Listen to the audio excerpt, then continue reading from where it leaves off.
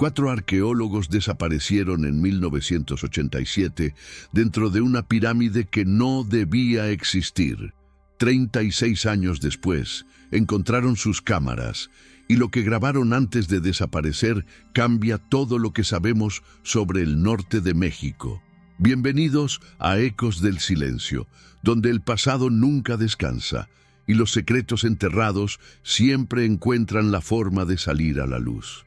Si este tipo de misterios te atrapa tanto como a nosotros, suscríbete al canal, porque lo que estás por escuchar solo es el comienzo de algo mucho más grande. Era marzo de 1987 cuando el doctor Emilio Vargas recibió una carta sin remitente en su oficina de la Universidad Autónoma de Chihuahua.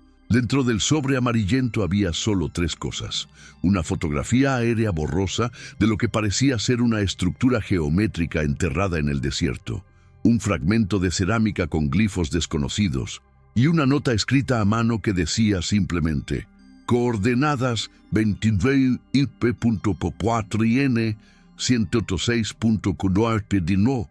Lo que buscan está donde nadie mira.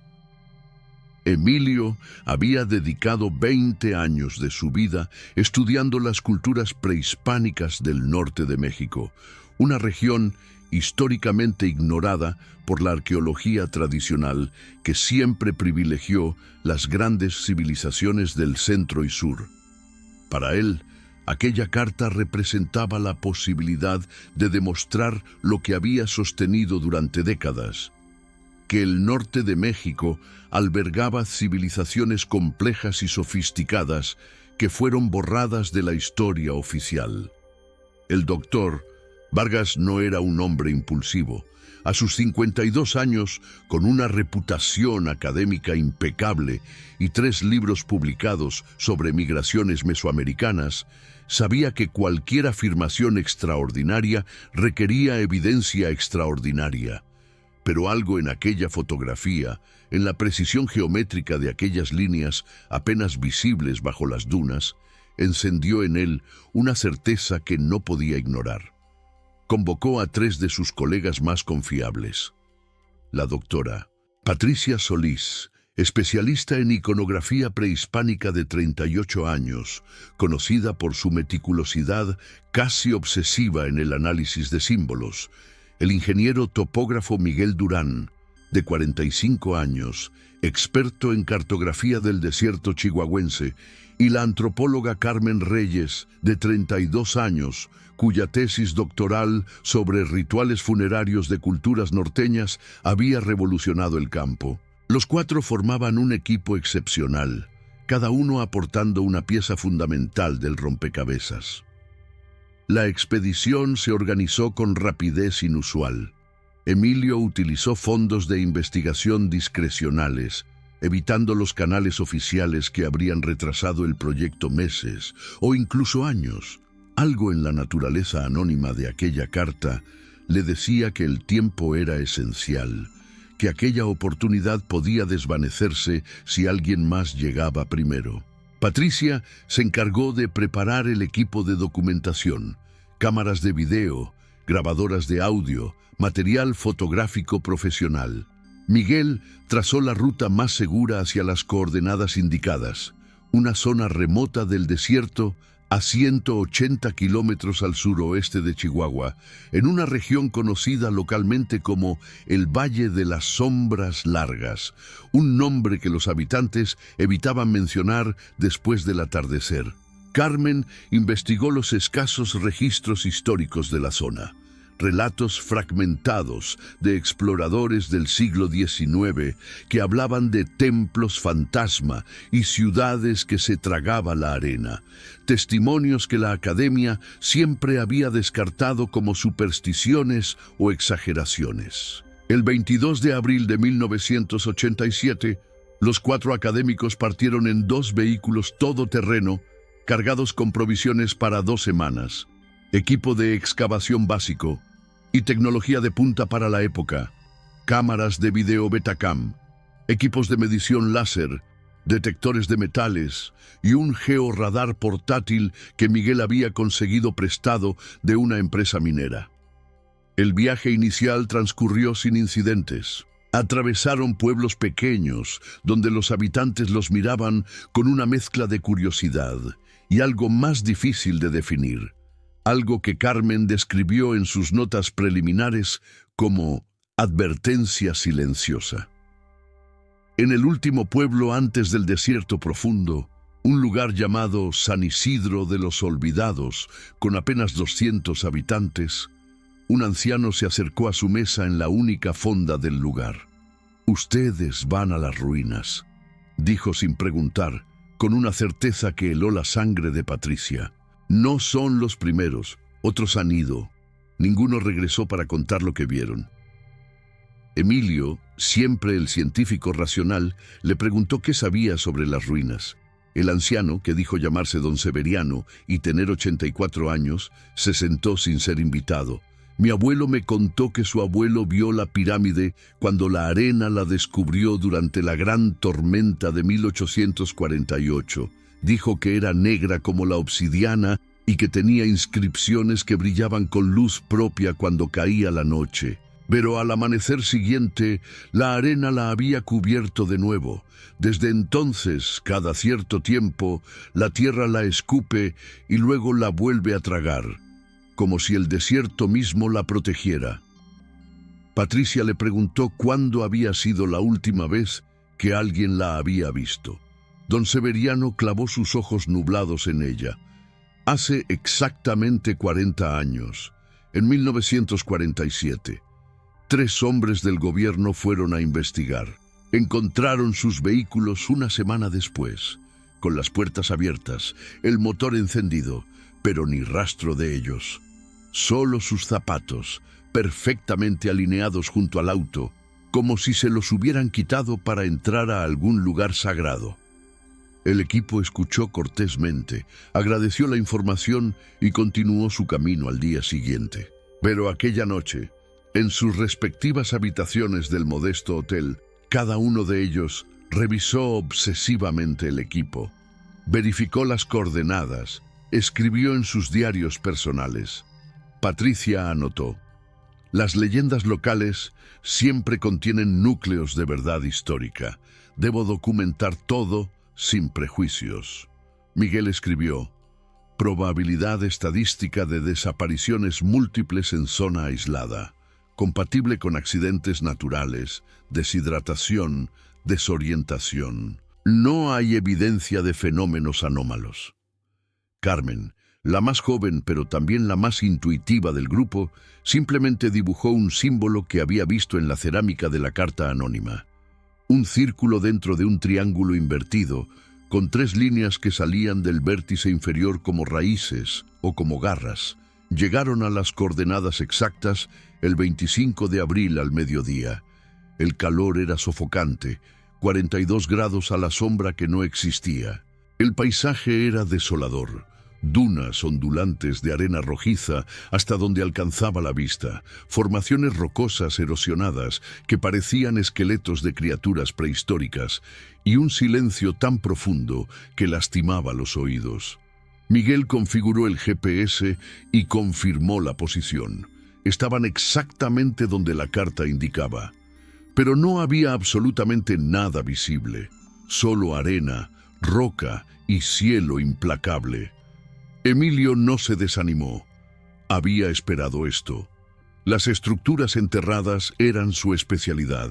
Montaron el campamento base, 2 carpas grandes con capacidad para 4 personas cada una, un área para equipo, una estación de trabajo improvisada con mesas plegables. Patricia comenzó a filmar todo desde el primer momento, un hábito que resultaría ser crucial décadas después. El georradar comenzó a trabajar esa misma tarde. Miguel trazó una cuadrícula de 200 metros por 200 metros con el punto GPS como centro.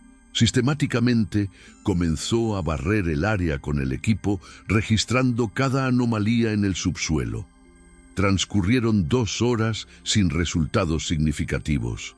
Pero a las 5:37 de la tarde, el georradar emitió una señal que hizo que Miguel llamara a gritos a los demás. En la pantalla verde fluorescente del equipo aparecía algo imposible, una estructura geométrica perfecta a 12 metros bajo la superficie, con dimensiones de aproximadamente 50 metros de base y 30 metros de altura. Una pirámide escalonada, con 4 niveles claramente definidos, orientada con precisión astronómica hacia los puntos cardinales. Emilio sintió que las piernas le temblaban. Patricia comenzó a filmar la pantalla del georradar con manos temblorosas. Carmen simplemente susurró: «Dios mío, es real». Los siguientes 3 días fueron de trabajo febril. El equipo estableció protocolos de excavación, aunque sabían que estaban improvisando en muchos aspectos. Lo ideal habría sido solicitar permisos oficiales, traer un equipo completo de arqueólogos, geólogos, ingenieros estructurales. Pero Emilio tomó una decisión que más tarde sería cuestionada infinitamente. Decidieron proceder solos, documentar todo meticulosamente y presentar los resultados una vez que tuvieran evidencia irrefutable. «Si reportamos esto ahora sin pruebas tangibles», argumentó, «nos quitarán el proyecto, llegará la burocracia y pasarán años antes de que se toque un grano de arena. Esta es nuestra oportunidad de hacer historia». Los otros 3, atrapados en la misma fiebre del descubrimiento, estuvieron de acuerdo. Comenzaron a excavar en el punto donde el georradar mostraba lo que parecía ser una entrada, el lado norte de la estructura. La arena del desierto chihuahuense es engañosa, se mueve constantemente, pero también preserva. A medida que cavaban, descubrieron que bajo la arena suelta había una capa de tierra compactada mezclada con algo más, una sustancia que Miguel no pudo identificar inmediatamente. «Es como si hubieran sellado intencionalmente toda la estructura», comentó, pasando la muestra entre sus dedos. «Esta mezcla parece contener resina vegetal, cal y algo más, algo que le da esta consistencia casi impermeable». Carmen tomó muestras para análisis posterior, etiquetándolas cuidadosamente con fecha, hora y profundidad exacta del hallazgo. Al tercer día de excavación, el 28 de abril, la pala de Miguel golpeó algo sólido. Todos se arrodillaron alrededor del pequeño pozo que habían creado, de apenas 1,5 metros de profundidad. Limpiaron cuidadosamente con brochas y pinceles, revelando poco a poco una superficie de piedra negra pulida. No era obsidiana, como había descrito el abuelo de don Severiano, pero se le parecía. Era una piedra oscura, casi negra, con vetas verdes que brillaban incluso bajo la luz directa del sol. Patricia la identificó tentativamente como un tipo de basalto alterado, pero admitió que nunca había visto exactamente ese tipo de piedra. Lo más impresionante eran las inscripciones. Cubrían toda la superficie visible, glifos complejos, figuras geométricas entrelazadas, representaciones estilizadas de figuras humanas o quizás divinas. Patricia pasó horas fotografiando cada centímetro de las inscripciones desde todos los ángulos posibles. Su entrenamiento en iconografía prehispánica le había expuesto a prácticamente todos los sistemas de escritura conocidos de Mesoamérica: maya, zapoteco, mixteco, azteca. Pero estos glifos eran diferentes. Compartían ciertos elementos estilísticos con la iconografía tolteca, pero también había elementos completamente desconocidos. «Esto es un sistema de escritura único», dijo finalmente, con voz temblorosa de emoción contenida. «Es como si hubieran tomado elementos de múltiples tradiciones y los hubieran fusionado en algo completamente nuevo. O quizás», agregó casi en susurro, «esto es más antiguo que todo lo que conocemos, y lo que consideramos sistemas de escritura separados en realidad derivaron de este». Emilio documentó meticulosamente esta hipótesis en su diario de campo, añadiendo sus propias observaciones. Notó que ciertos glifos se repetían en patrones específicos, posiblemente indicando conceptos importantes o nombres propios. Uno en particular aparecía en las 4 esquinas de cada panel, el mismo símbolo que Carmen había dibujado en su diario La noche en San Isidro, el círculo dentro del triángulo invertido con las 3 líneas descendentes. Este debe ser un glifo de identificación, teorizó Emilio. Quizás el nombre de la ciudad, o de la deidad tutelar, o de la dinastía gobernante. Expandieron la excavación, trabajando desde el amanecer hasta que la luz se volvía insuficiente. El calor era brutal durante el día, pero las noches eran sorprendentemente frías, con temperaturas que caían hasta cerca de 0 grados. Durante esas noches, sentados alrededor de una pequeña fogata alimentada con ramas secas de mezquite que Miguel recolectaba durante sus recorridos de reconocimiento, el equipo especulaba sobre lo que habían encontrado. Carmen propuso que podría tratarse de un grupo disidente de alguna cultura mesoamericana más al sur, que había migrado al norte huyendo de conflictos o sequías. Patricia sugirió que podría ser evidencia de una red comercial mucho más extensa de lo que se pensaba, con rutas que conectaban las culturas del centro de México con las del suroeste de Estados Unidos. Miguel, siempre el pragmático, les recordaba que primero necesitaban acceder al interior de la estructura antes de hacer teorías demasiado elaboradas. Pero incluso él no podía ocultar su fascinación. Durante una de esas noches, el 1 de mayo, Miguel compartió algo que lo había estado inquietando. El georradar mostró algo más que no les he mencionado. Hay cavidades dentro de la pirámide. Eso era de esperarse, probablemente cámaras funerarias o de ritual. Pero hay algo extraño en las lecturas. Hay zonas donde el equipo no puede penetrar, áreas que aparecen como vacíos completos en el radar, como si el material de construcción fuera tan denso que absorbe completamente las ondas. Eso es físicamente inusual. Ninguna piedra conocida debería crear ese efecto. El 4 de mayo encontraron la entrada. Era una abertura rectangular perfectamente tallada, de aproximadamente 2 metros de alto por 1 de ancho, sellada con una losa de la misma piedra negra. Lo extraordinario era que la losa no estaba simplemente colocada, sino que parecía formar parte de un mecanismo. Carmen notó los surcos a los lados, canales pulidos donde la piedra podría deslizarse. «Es una puerta corredera», dijo incrédula. «Una puerta corredera en una construcción que debe tener al menos 1000 años de antigüedad». Miguel examinó el mecanismo detenidamente. Los contrapesos habían desaparecido o se habían deteriorado, pero la ingeniería era sofisticadísima para una cultura supuestamente primitiva del norte de México. En la superficie de la losa había una inscripción más grande que todas las demás, tallada profundamente en la piedra. Patricia la tradujo trabajando durante horas con sus notas, sus libros de referencia y pura intuición. La traducción era tentativa, admitió, pero lo mejor que podía hacer con un sistema de escritura parcialmente desconocido.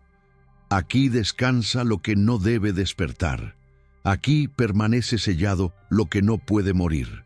El que entra renuncia a la luz del sol. El que escucha renuncia a su nombre. El que ve renuncia a su tiempo. Las palabras quedaron suspendidas en el aire caliente del desierto. Nadie habló durante largos minutos. Finalmente, Emilio rompió el silencio. Es una advertencia ritual estándar. Prácticamente todas las tumbas importantes tienen inscripciones similares para ahuyentar saqueadores. Los egipcios, los mayas, los chinos. Es un elemento cultural universal. Su voz sonaba convincente, pero algo en su tono traicionaba una duda que no quería admitir. Patricia asintió, pero Carmen no parecía convencida. Esa noche, en su diario, Carmen escribió: La traducción de Patricia es más literal de lo que ella admite. No dice, maldiciones caerán sobre el que profane. Dice, el que entra renuncia, tiempo presente, como un hecho inevitable, no como una amenaza. Hay una diferencia fundamental ahí que me preocupa, pero he llegado demasiado lejos para retroceder ahora. El 5 de mayo dedicaron todo el día a prepararse para abrir la entrada. Miguel diseñó un sistema de poleas usando el equipo que tenían, principalmente cuerdas de escalada y ganchos de acero. La idea era simple, enganchar la losa y usar la fuerza mecánica combinada de los cuatro para deslizarla lateralmente por sus surcos. Patricia insistió en filmar todo el proceso.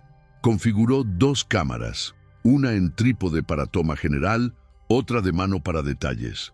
Esto va a estar en todos los libros de arqueología del próximo siglo, dijo con una sonrisa. Necesitamos documentación impecable. A las 4 de la tarde, con el sol comenzando su descenso, lo intentaron. Miguel dio las instrucciones, tirar todos juntos, en el mismo momento con toda la fuerza posible. 1, 2, 3. La piedra no se movió. Lo intentaron de nuevo. Nada. Una tercera vez, esta vez Miguel ajustó el ángulo de las poleas. La losa emitió un sonido grave, profundo, como el gemido de un animal gigantesco despertando, y comenzó a moverse, centímetro a centímetro, rechinando contra la piedra. Después de siglos de inmovilidad, la losa se deslizó hacia un lado. El surco funcionaba perfectamente. La ingeniería había resistido el paso del tiempo. Cuando la abertura fue lo suficientemente grande, aproximadamente 1 metro de ancho, se detuvieron exhaustos. De la abertura emergió aire. No era una ráfaga de viento, sino una exhalación lenta, constante, como si la pirámide misma estuviera respirando después de siglos conteniendo el aliento. El aire era frío, imposiblemente frío para estar a 12 metros bajo las arenas del desierto chihuahuense en mayo, y traía un olor. Patricia lo describió más tarde en sus notas como copal quemado mezclado con algo metálico y algo orgánico en descomposición, pero no putrefacto, sino preservado de alguna manera. Carmen retrocedió instintivamente, cubriéndose la nariz. Miguel sacó su linterna, un potente modelo militar, y la dirigió hacia la abertura. La luz reveló escalones descendiendo hacia la oscuridad. Escalones perfectamente tallados en la misma piedra negra, descendiendo en un ángulo de aproximadamente 45 grados. Las paredes del pasadizo estaban cubiertas de más inscripciones, y algo más. En el tercer escalón, perfectamente colocado en el centro, había un objeto. Emilio se arrodilló cuidadosamente y lo iluminó con su propia linterna. Era una máscara ceremonial, tallada en jade verde oscuro, con incrustaciones de lo que parecía ser pirita o algún mineral similar en los ojos. La máscara representaba un rostro humano, pero con características estilizadas, alargadas, casi alienígenas. La boca estaba abierta, en lo que podía ser un grito o un cántico. Y de esa boca abierta emergían, talladas con precisión microscópica, las mismas 3 líneas descendentes del glifo recurrente. Esa noche, ninguno de ellos pudo dormir realmente. La máscara yacía sobre la mesa de trabajo, envuelta cuidadosamente en tela suave, pero su presencia parecía llenar todo el campamento. Patricia la había fotografiado desde todos los ángulos posibles antes de guardarla, documentando cada detalle. El jade era de una calidad excepcional, probablemente originario de Guatemala, lo que confirmaba redes comerciales extensas. Pero había algo más en la máscara, algo que ninguno de ellos quería verbalizar. La sensación de que los ojos de Pirita los seguían sin importar desde qué ángulo la miraran. Carmen propuso esperar, traer más equipo, reportar el hallazgo a las autoridades competentes, pero Emilio argumentó que habían llegado demasiado lejos. Si salimos ahora sin evidencia del interior, sin fotografías de las cámaras, sin contexto arqueológico completo, otros van a tomar control del sitio. Van a ser ellos los que entren en los libros de historia, no nosotros. Había algo casi desesperado en su voz, una urgencia que no era característica del académico metódico que todos conocían. Miguel y Patricia estuvieron de acuerdo. Carmen, la única que expresaba dudas, finalmente cedió ante la presión grupal y su propia curiosidad. «Pero bajamos juntos», dijo firmemente. «Nadie se separa bajo ninguna circunstancia». El 6 de mayo a las 9 de la mañana, después de un desayuno silencioso que nadie probó realmente, comenzaron los preparativos finales. Revisaron 3 veces cada linterna, cada batería, cada pieza del equipo. Miguel preparó un carrete de cuerda de nylon de 200 metros, el tipo usado en espeleología profesional. La idea era atarla en la entrada y mantener contacto físico constante con el exterior.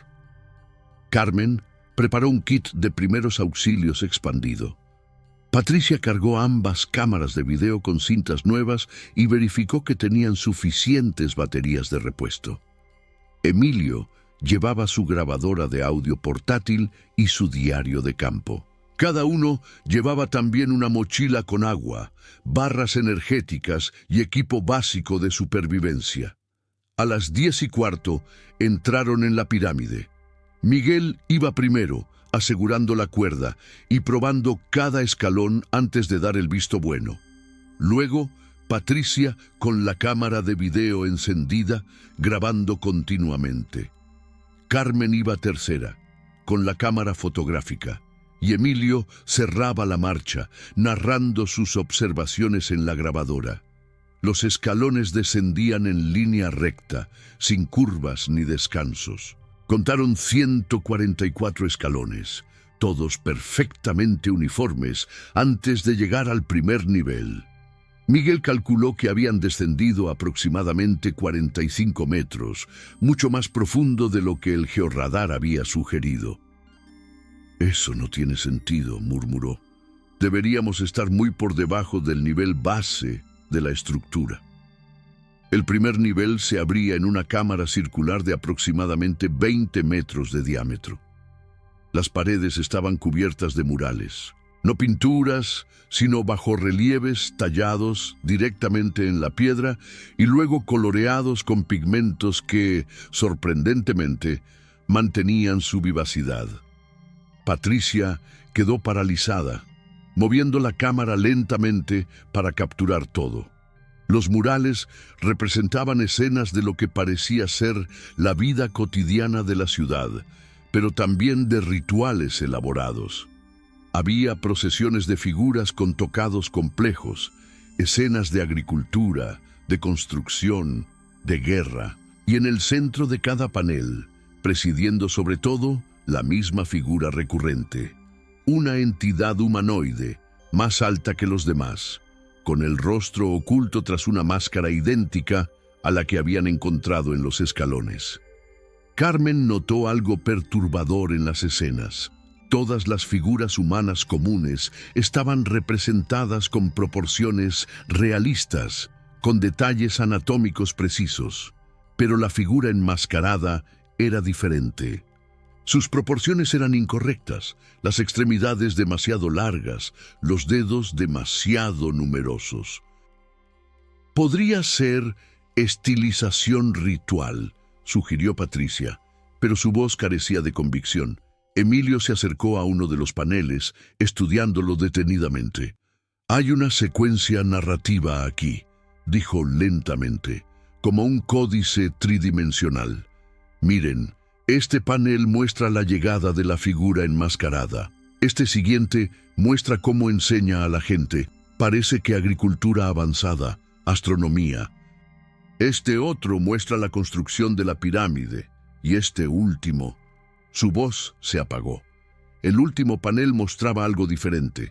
Mostraba a la figura enmascarada rodeada de lo que parecían ser seguidores o sacerdotes, también con máscaras, y todos ellos estaban descendiendo hacia abajo, hacia el interior de la tierra representada como ondas de piedra negra. Sobre ellos la ciudad quedaba vacía. No había señales de destrucción, no había guerra ni catástrofe, simplemente vacío. «Es una representación del abandono», interpretó Patricia. «Muchas ciudades mesoamericanas fueron abandonadas, Teotihuacán, muchos sitios mayas. Es un patrón cultural conocido». Pero Carmen señaló algo más. En la representación del cielo sobre la ciudad abandonada, había símbolos que parecían estrellas, pero en configuraciones que no correspondían con ninguna constelación conocida. Miguel encontró la entrada al siguiente nivel. Más escalones, otros 144 exactamente, descendiendo en espiral, esta vez alrededor de un núcleo central. La temperatura había bajado notablemente. Emilio estimó que estaban a unos 12 grados Celsius, imposiblemente frío para esa profundidad en pleno desierto. «Tiene que haber algún sistema de ventilación», dijo Miguel, «alguna manera en que el aire frío se mantiene circulando». Pero no encontraron ningún conducto visible. El aire simplemente estaba frío, y se estaba volviendo más frío a medida que descendían. El segundo nivel era diferente. Era una cámara más pequeña, de forma octogonal, y estaba llena de objetos. Vasijas de cerámica decoradas con los mismos glifos complejos, dispuestas en patrones geométricos. Instrumentos que no pudieron identificar inmediatamente, objetos de metal oxidado que podrían haber sido herramientas o armas o algo completamente diferente. Y en el centro exacto de la cámara, una estela de piedra de aproximadamente 3 metros de altura. Patricia se acercó reverentemente, iluminando la superficie con su linterna. La estela estaba cubierta de texto, columnas y columnas de glifos tallados con precisión microscópica. «Esto va a llevar años traducir», susurró Patricia, pero comenzó a fotografiar cada sección sistemáticamente. Carmen exploraba los objetos periféricos, documentando cada pieza. Miguel verificaba la estructura, buscando señales de inestabilidad o peligro de colapso. Emilio simplemente se quedó frente a la estela, narrando sus observaciones iniciales en la grabadora. «La densidad de información aquí es extraordinaria. Es comparable a las estelas mayas más elaboradas, pero el sistema de escritura es único. Veo fechas, eso es claro por la notación numeral. Veo glifos que probablemente representan eventos históricos. Y veo algo que parece ser una advertencia o profecía repetida múltiples veces». Su voz sonaba extraña en la grabación, distorsionada sutilmente por alguna propiedad acústica de la cámara. Fue Carmen quien encontró el tercer descenso. Estaba oculto detrás de una de las vasijas más grandes, una entrada baja que requería agacharse para pasar. «Aquí hay otro nivel», llamó. Miguel verificó la cuerda. Todavía tenían más de 100 metros. «Seguimos juntos», recordó Carmen. «Nadie se separa». Bajaron por el tercer conjunto de escalones, otra vez 144 exactos, pero estos eran más estrechos, más empinados, y las paredes se cerraban progresivamente. Al final, casi tenían que avanzar de lado. El tercer nivel los dejó sin palabras. Era una cámara funeraria, eso era evidente, pero no como ninguna otra que hubieran visto. El espacio era rectangular, de aproximadamente 30 metros de largo por 15 de ancho, y estaba lleno de sarcófagos. No tumbas excavadas en el suelo, sino estructuras elaboradas de piedra, cada una con una tapa tallada representando una figura yacente. Patricia contó rápidamente. Había 52 sarcófagos, dispuestos en 2 filas perfectas de 26 cada una, orientados todos hacia el centro de la cámara, y en el centro, elevado sobre una plataforma de 3 niveles, había un sarcófago más grande que los demás. Miguel se acercó al sarcófago central con cautela. La tapa era una obra maestra de escultura en piedra, representando una figura humana con detalles increíbles. Cada dedo, cada pliegue de la ropa ceremonial, cada elemento del tocado elaborado. Pero lo que los dejó helados fue el rostro. No llevaba máscara en la representación escultórica, y el rostro era perfectamente humano, sereno, casi sonriente, pero con los ojos abiertos. Ojos tallados en piedra que parecían mirar directamente hacia arriba, hacia donde ellos habían venido. «Es el gobernante principal», dijo Emilio, «el fundador de la ciudad o su líder más importante. Los demás deben ser la nobleza, los sacerdotes, quizás guerreros de élite». Patricia filmaba sistemáticamente cada sarcófago. En las tapas había más inscripciones, probablemente nombres y títulos, pero algo la inquietaba. «Las tapas están selladas con algo», observó, pasando su mano enguantada sobre el borde del sarcófago más cercano. «Algún tipo de resina o pegamento orgánico. Sellaron estos sarcófagos desde dentro, como si quisieran asegurarse de que nada pudiera salir». La implicación de sus palabras quedó suspendida en el aire frío de la cámara. Carmen encontró algo más perturbador. En una de las paredes laterales, apenas visible en la penumbra a pesar de sus linternas potentes, había una abertura.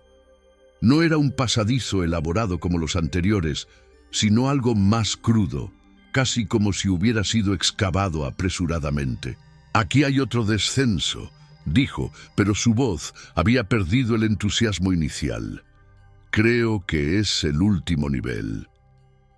Miguel verificó su reloj.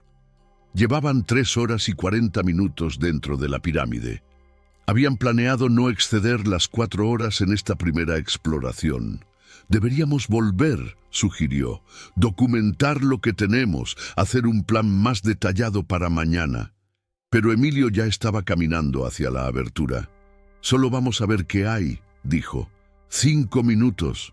Si es otra cámara funeraria o algo similar, regresamos inmediatamente». Había algo en su tono que no admitía discusión. Patricia lo siguió, manteniendo la cámara rodando. Carmen y Miguel intercambiaron una mirada de preocupación, pero lo siguieron. La abertura daba a otro conjunto de escalones, pero estos eran completamente diferentes. No eran uniformes, variaban en tamaño y profundidad, como si hubieran sido tallados con prisa, y descendían en un ángulo mucho más pronunciado, casi 60 grados. Bajaron con extrema precaución, usando las manos para mantener el equilibrio. Miguel contaba los escalones en voz alta, pero perdió la cuenta después del 90 y algo. La temperatura seguía bajando. Emilio estimó que estaban cerca de 5 grados Celsius. Su aliento formaba nubes visibles en el haz de luz de las linternas, y había un sonido. No lo habían notado en los niveles superiores, pero aquí era perceptible. Un zumbido bajo, constante, casi en el límite de la audición humana, como el ronroneo de alguna maquinaria gigantesca muy lejana. El cuarto nivel era completamente diferente a todo lo anterior. No era una cámara tallada o construida. Era una caverna natural, una cueva enorme que la pirámide había incorporado en su estructura. Las estalactitas y estalagmitas habían sido parcialmente modificadas, talladas con los mismos glifos omnipresentes, pero dejadas en su forma natural. El espacio era vasto. Sus linternas no alcanzaban a iluminar el techo ni las paredes opuestas. Y en el centro de esta caverna, iluminado por sus 4 linternas convergentes, había algo que no debería existir. Era una estructura metálica, no de bronce o cobre oxidado, sino de metal pulido que reflejaba la luz de las linternas con un brillo plateado casi blanco. Tenía forma vagamente esférica, de aproximadamente 5 metros de diámetro, pero con protuberancias y extensiones que seguían patrones geométricos complejos. La superficie estaba cubierta de lo que parecían ser los mismos glifos tallados en la piedra de toda la pirámide, pero aquí estaban incrustados en el metal mismo, brillando con un tenue resplandor verdoso propio, como si estuvieran iluminados desde dentro. «Esto no puede ser real», susurró Miguel. «Metal de este tipo, con este nivel de refinamiento, no existía en Mesoamérica prehispánica. No tenían la tecnología metalúrgica». Pero ahí estaba, innegable, bajo la luz de sus linternas. Emilio se acercó lentamente, extendiendo una mano temblorosa para tocarlo. La superficie era fría, mucho más fría que el aire circundante y completamente lisa. «Es algún tipo de cápsula», dijo, «o contenedor. Miren, hay una separación aquí, como una escotilla o entrada». Patricia seguía filmando, pero sus manos temblaban tanto que la imagen debía estar inestable. «Necesitamos salir», dijo con voz aguda. «Necesitamos reportar esto inmediatamente. Esto está más allá de nosotros, más allá de la arqueología estándar. Esto requiere físicos, metalurgistas, un equipo multidisciplinario completo». Carmen estaba de acuerdo, retrocediendo hacia la entrada. «Esto cambia todo. No es solo una pirámide prehispánica, es evidencia de algo completamente diferente. Tecnología que no encaja en ninguna línea temporal conocida». Pero Emilio no se movía. Estaba estudiando los glifos en la superficie metálica, su linterna moviéndose de símbolo en símbolo. «Puedo leer algunos de estos», dijo lentamente. «Son similares a los de arriba, pero más detallados, más específicos. Este de aquí, este patrón repetido, creo que es una advertencia, pero también instrucciones. Es como si estuvieran describiendo qué es esto, qué hace». Miguel se acercó, su curiosidad científica superando momentáneamente su aprensión. «¿Qué dice?». Emilio trazó los glifos con su dedo, sin tocar realmente la superficie. Es difícil de traducir literalmente sin contexto completo, pero la esencia es algo así. Aquí reside el conocimiento de los que vinieron antes de los antes. Aquí permanece sellado lo que cambió el mundo una vez, y puede cambiarlo de nuevo. Solo quien entiende el sacrificio de olvidar puede recordar lo que debe permanecer olvidado. Las palabras eran crípticas, pero el tono era claro. Otra advertencia, más urgente que las anteriores. En ese momento sucedió algo imposible de explicar. Los glifos que brillaban con luz verdosa pálida en la superficie del objeto metálico comenzaron a brillar más intensamente.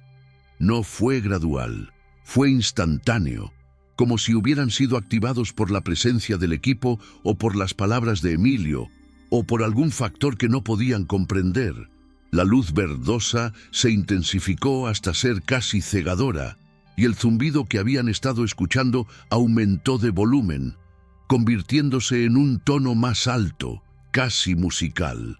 Los cuatro retrocedieron instintivamente, protegiéndose los ojos. Patricia dejó caer la cámara de video que quedó colgando de la correa alrededor de su cuello, filmando el suelo. Miguel gritó algo sobre campos electromagnéticos y peligro de radiación. Carmen tropezó con una estalagmita y cayó, golpeándose duramente el hombro. Emilio fue el único que se quedó mirando directamente el objeto, sus ojos muy abiertos, iluminados por el resplandor verde. «Es hermoso», susurró. «¿Pueden verlo? Es hermoso». El resplandor alcanzó su punto máximo y luego, tan súbitamente como había comenzado, se apagó. No gradualmente, sino de golpe, como si alguien hubiera cortado un interruptor. La caverna quedó sumida en la oscuridad absoluta por un segundo antes de que sus linternas, que habían caído o sido dejadas de lado en el pánico, proporcionaran de nuevo algo de luz. El zumbido también cesó. El silencio que siguió era tan completo que podían escuchar sus propios latidos cardíacos. «Salimos», dijo Miguel con voz firme. «Ahora, no hay discusión». Esta vez incluso Emilio estuvo de acuerdo. Lo que fuera que hubieran encontrado, lo que fuera que hubieran activado, estaba más allá de su comprensión inmediata. Necesitaban salir, reagruparse, decidir los siguientes pasos con cabeza clara. Comenzaron el ascenso, moviéndose lo más rápido que era seguro en los escalones irregulares del cuarto nivel. Carmen cojeaba ligeramente por su caída. Patricia tenía la cámara de nuevo en posición, filmando su retirada, quizás por instinto profesional o quizás como una manera de mantener algo de normalidad en una situación que se había vuelto surreal. Atravesaron la cámara funeraria del tercer nivel, casi corriendo. Los sarcófagos yacían silenciosos bajo sus tapas selladas, testigos inmóviles de su paso. Subieron al segundo nivel, donde la estela cubierta de texto los esperaba como un centinela mudo. El primer nivel, con sus murales elaborados, pasó en un borrón de movimiento, y finalmente los 144 escalones que llevaban a la entrada. Miguel contaba en voz alta, necesitando la estructura, la predictibilidad de los números. Fue en el escalón número 87 cuando la cuerda que habían dejado como guía de seguridad terminó abruptamente. Miguel se detuvo tan súbitamente que Carmen casi choca con él. «La cuerda está cortada», dijo con voz incrédula. Iluminó el extremo. No estaba deshilachado como si se hubiera roto por tensión o roce. Estaba cortado limpiamente, como con un cuchillo afilado o algo más preciso.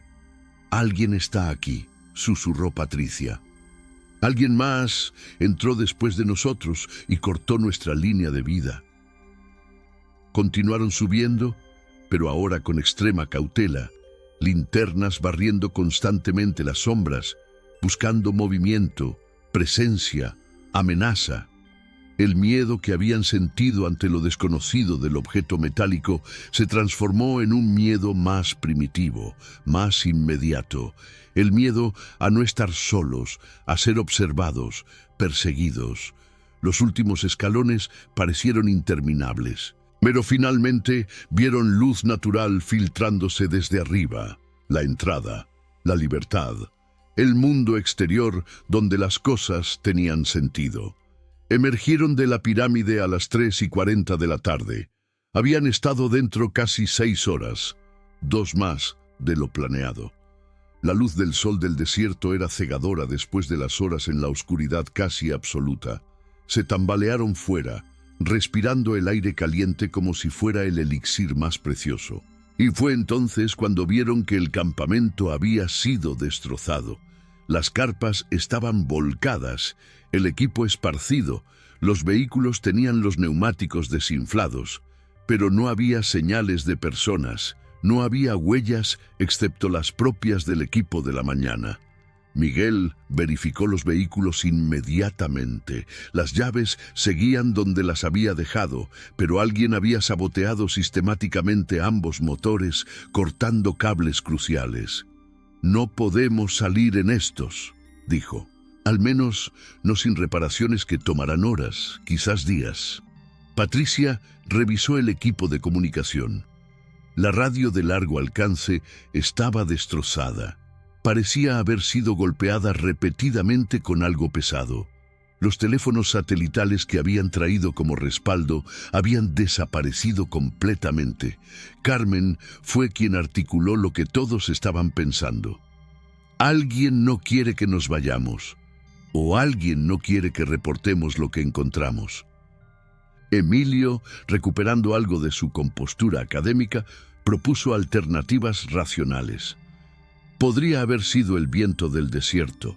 Tormentas de arena localizadas pueden causar este tipo de daño, o animales salvajes, jabalíes del desierto pueden ser destructivos. Pero incluso mientras hablaba, sabía que ninguna explicación natural encajaba con el patrón de destrucción que veían, sistemático, dirigido, intencional. Pasaron el resto de la tarde intentando reparar lo que pudieran y asegurando el perímetro del campamento. Miguel logró poner en marcha uno de los vehículos usando piezas del otro, pero calculó que el motor no duraría más de 50 kilómetros antes de sobrecalentarse fatalmente. No era suficiente para llegar a la civilización. Necesitarían ser rescatados. Patricia inventarió todo el equipo de grabación. Milagrosamente, las cámaras de video estaban intactas, las cintas seguras. «Tenemos todo documentado», dijo con algo de alivio. «Pase lo que pase, tenemos la evidencia».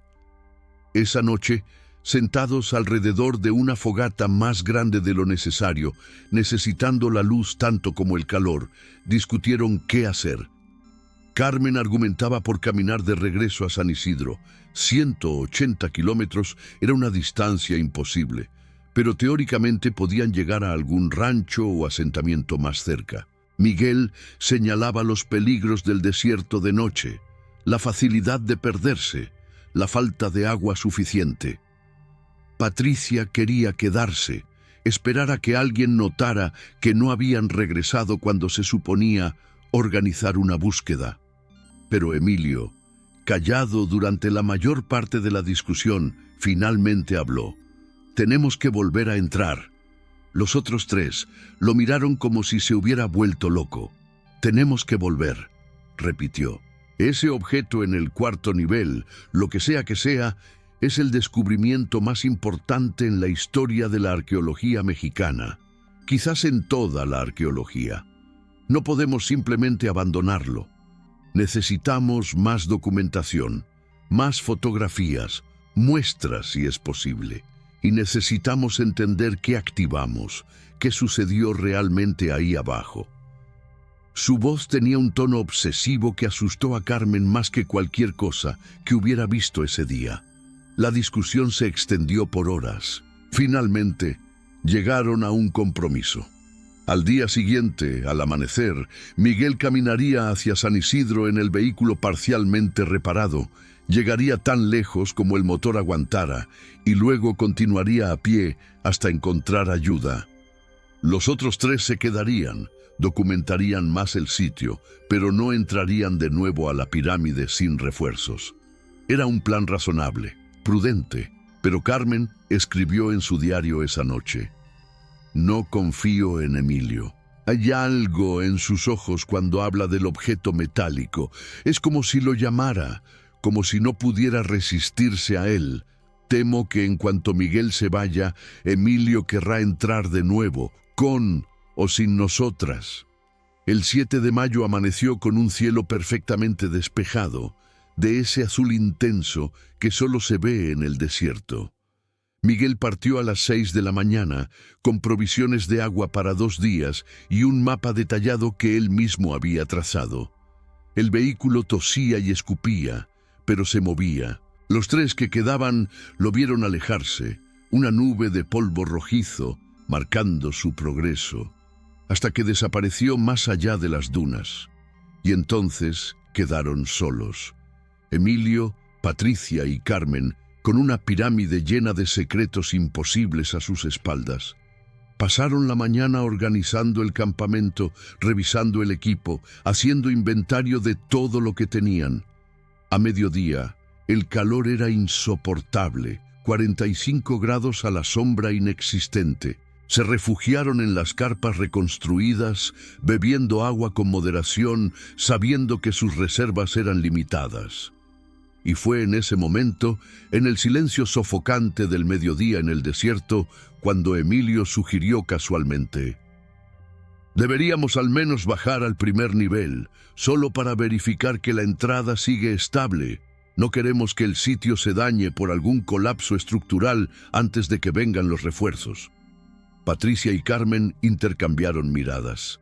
Ambas sabían que era una excusa, que Emilio buscaba cualquier razón para volver a entrar.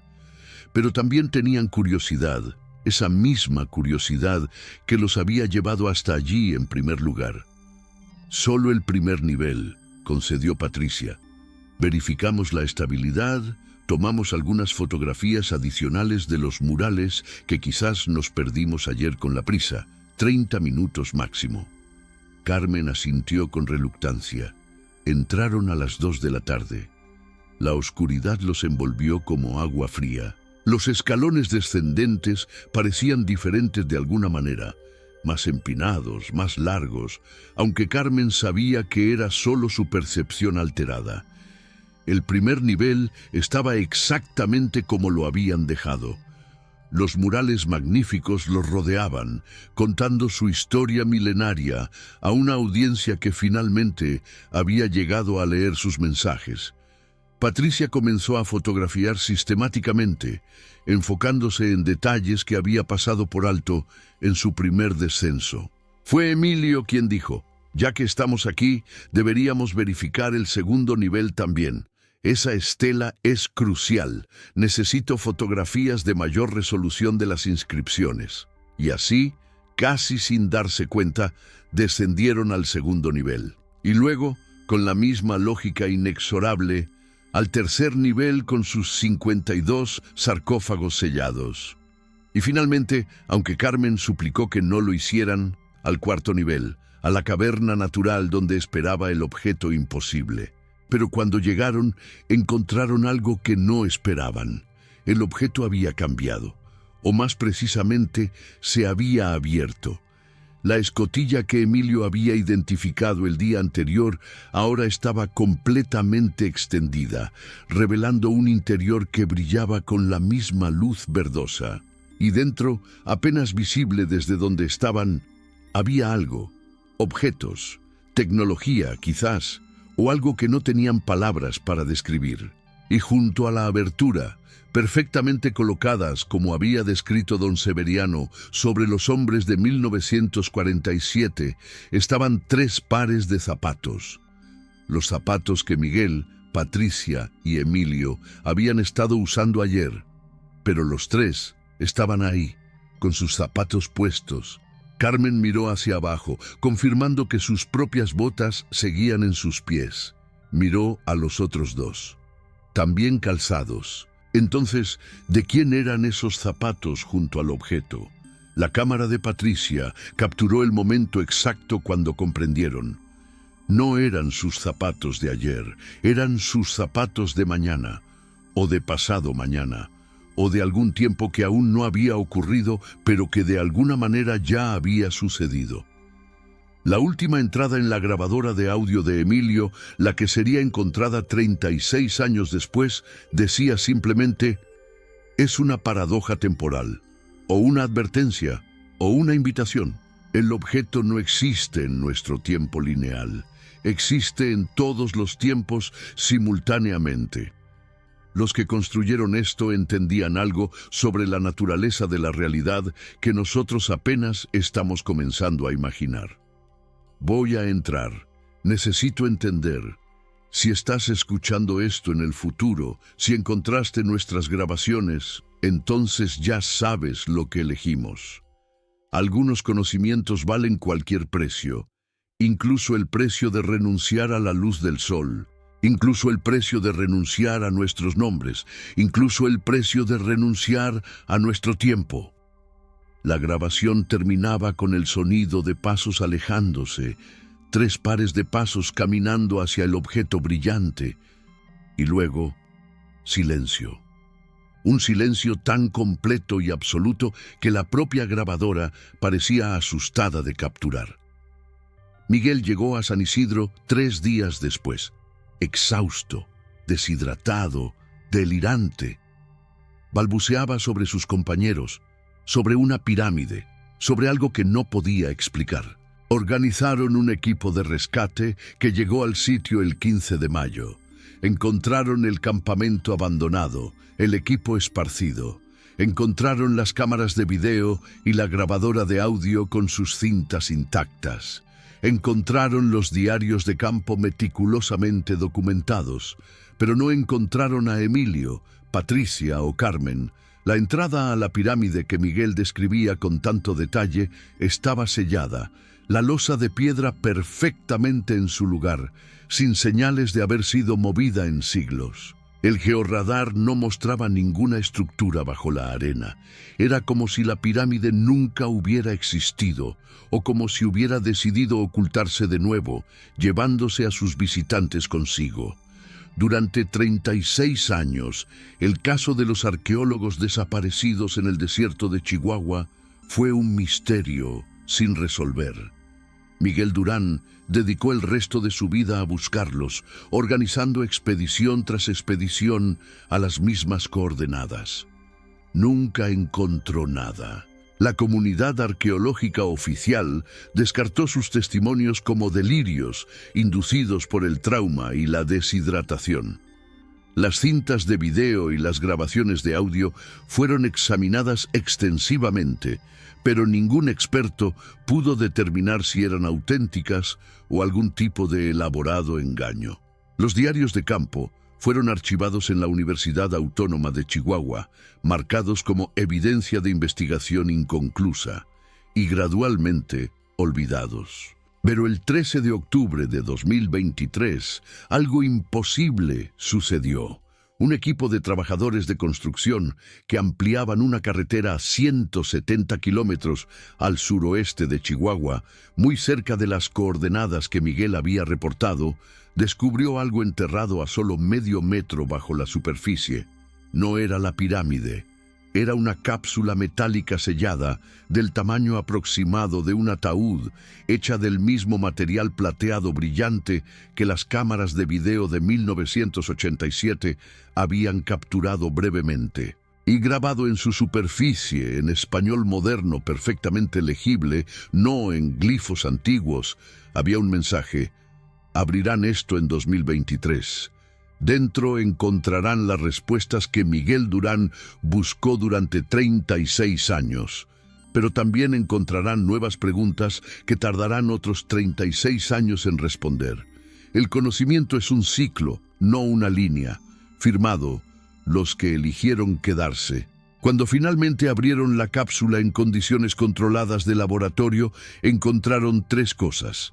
Las cámaras de video originales con cintas adicionales que mostraban años de exploración del cuarto nivel y lo que había más allá. Documentos científicos extraordinariamente avanzados sobre física teórica y arqueología que revolucionarían ambos campos, y 3 cartas personales. Una para Miguel, explicando que su elección de irse había sido tan válida como la de ellos de quedarse. Una para las familias de Emilio, Patricia y Carmen, asegurándoles que habían encontrado algo maravilloso. Y una tercera carta sin destinatario específico, dirigida simplemente al próximo equipo de exploradores que inevitablemente vendrá a buscar lo que encontramos. Esa tercera carta es la que mantiene a los arqueólogos despiertos por las noches, porque termina con las coordenadas exactas de dónde encontrar la entrada a la pirámide, que solo se revela durante una alineación astronómica específica que ocurrirá de nuevo en mayo de 2025, exactamente 38 años después del descubrimiento original. Y con una última advertencia que hace eco de las inscripciones que Emilio, Patricia y Carmen tradujeron décadas atrás.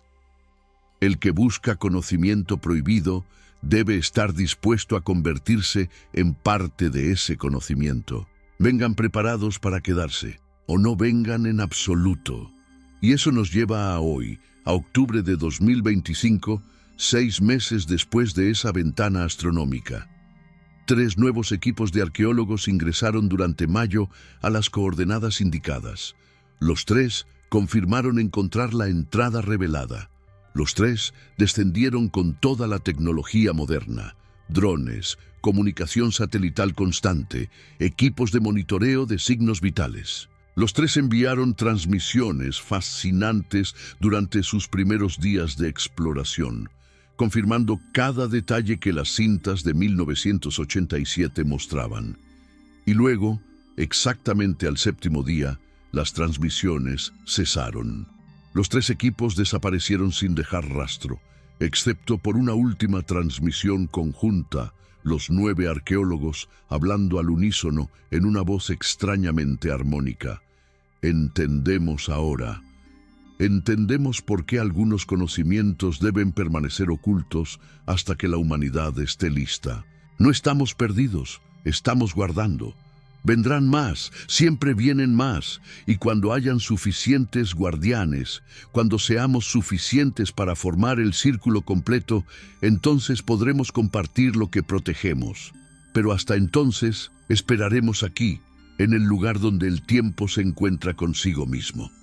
Las autoridades mexicanas han sellado oficialmente el área, pero sabemos que los sellos no importan, porque cada generación produce sus buscadores de verdades ocultas, sus exploradores de misterios antiguos, y en algún lugar del desierto de Chihuahua, bajo las arenas que se mueven eternamente, hay una pirámide que solo existe a veces, esperando a su próximo visitante, esperando a la próxima persona que valorará el conocimiento por encima de la seguridad, la comprensión por encima del confort, la verdad por encima de la cordura. ¿Y tú? ¿Qué harías si recibieras una carta anónima con coordenadas y una promesa de respuestas a preguntas que ni siquiera sabes qué debes hacer? ¿Irías?